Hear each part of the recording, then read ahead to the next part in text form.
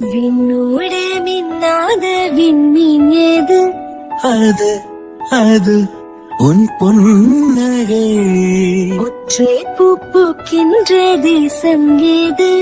அது உன் பாதம். கிரத்தீது அது உந்தன் தீண்டலே. சூடுகிற பொய்து அது உந்தன் நாணமே அன்பே. ஊசி கண் காணா நூலும் ஏது? பெண்ணே உன்னிடை அது.